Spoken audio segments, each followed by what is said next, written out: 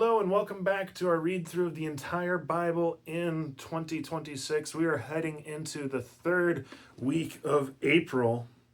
And here we are going to be reading from 2 Kings chapter 14 to 1 Chronicles chapter 13. Now, where we left off in 2 Kings, the kingdoms of Israel and Judah are divided, and there are just have been two prophets that have come in who are kind of guiding everything.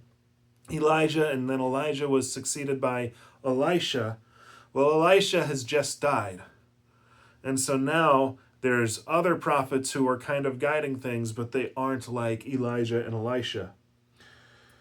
Now, what happens is we shift most of our focus now to the kingdom of Judah. We've been hanging out in the kingdom of Israel for a little bit, but now we are focusing in the kingdom of Judah. And what happens is, while there's still some mentions of the kings of Israel, they aren't lasting very long. They're being replaced one after another. And in chapter 16, we get to King Ahaz, king of Judah. Now, Ahaz is a piece of work. He really is. Ahaz goes up to Damascus in Syria and sees the way that they worship their gods. And he says, I'm going to bring this back to Jerusalem and rebuild it brick by brick so that it looks exactly the same.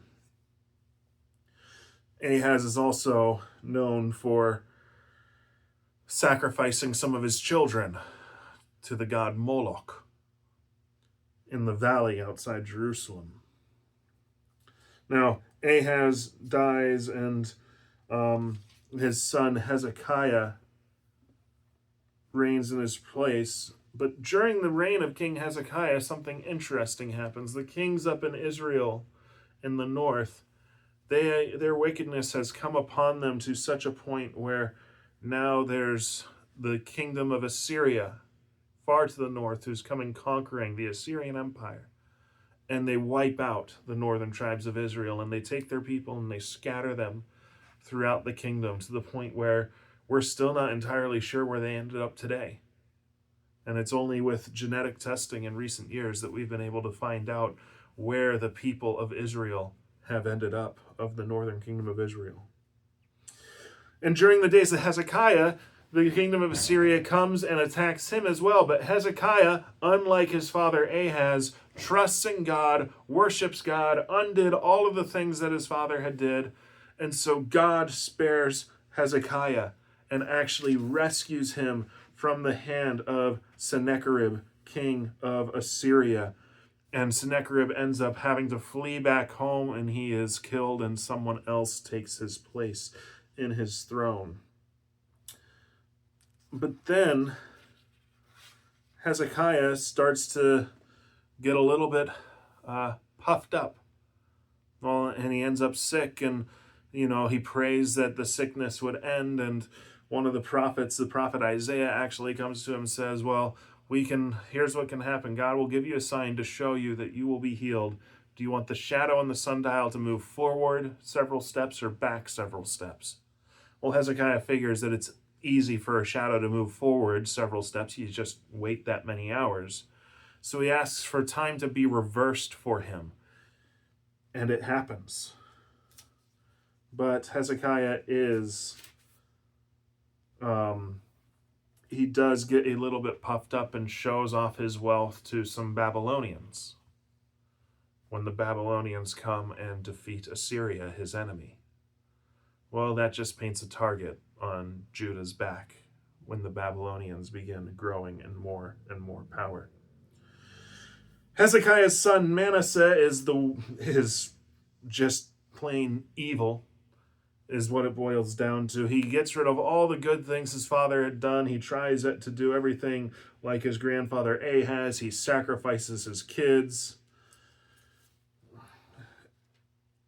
And eventually he is replaced by his son Ammon. And Ammon doesn't really have much of a reign. He only reigns for a couple of years, and his son Josiah, who is only 8 years old, takes his place. And during Josiah's reign, they rediscover the book of the law, that is the first 5 books of the Bible, the Torah. They discover that in the temple and they read it aloud, and Josiah realizes how much they have been doing wrong, and so he creates all these things to try and bring the people of Israel back into the worship of God. And the prophecy comes and it says, because you are repenting, I will spare you. However, Judah's sin is too great at this point and they need to be punished. God's judgment has already been spoken. So he delays it until after the days of Josiah. And there's only a couple of kings who are there before the Babylonians come in with Nebuchadnezzar and destroy Jerusalem and take many of their people, everyone important, and take them to exile in Babylon. Now, it's from those exiles that we will see people rise up like Daniel, Shadrach, Meshach, and Abednego. And, of course, a couple of the prophets. But God has promised at this point in time that there would be people who return from the exile. And that is what they are looking forward to. And that's where the book of 2 Kings end. And we move into the book of 1 Chronicles. And the books of 1 and 2 Chronicles are a retelling of the books of Samuel and Kings. They're a little bit more condensed. They're focused mostly just on the kingdom of Judah. And they're focused not as much on the kings and the prophets, but on what is going on in the lives of the kings in relation to the priesthood. You could almost see the book of Chronicles as being what the priests are writing down during the same time as the prophets writing the books of Samuel and Kings. Now, 1 Chronicles starts off with several chapters that are basically just genealogies. It's names, names, and more names. Several chapters, 6, 7, 8, 9 chapters are pretty much all just the genealogies of the different people until we get to the genealogy of Saul.